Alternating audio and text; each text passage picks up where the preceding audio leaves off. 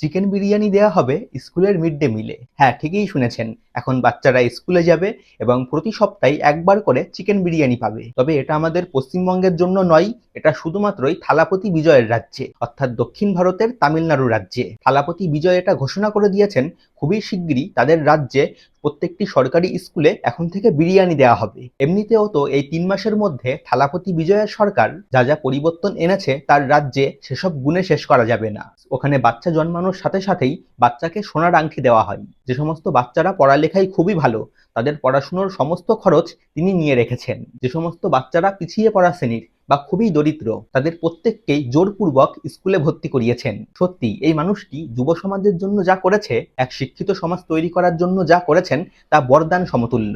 এবং তিনি যে চিকেন বিরিয়ানি দেওয়ার পরিকল্পনা করছেন, সেটাও একবার দেওয়া শুরু হলেই তামিলনাড়ুর প্রত্যেকটা বাচ্চাই স্কুলে যাবে এবং ভালো ভালো খাবার খেতে পাবে। তার সাথেই ওই বাচ্চাগুলো শিক্ষার মুখও দেখতে পারবে। থালাপতি বিজয় শুধুমাত্র সিনেমার হিরো নয়, তিনি এই বাস্তব সমাজেরও হিরো। ভালো থাকবেন সবাই।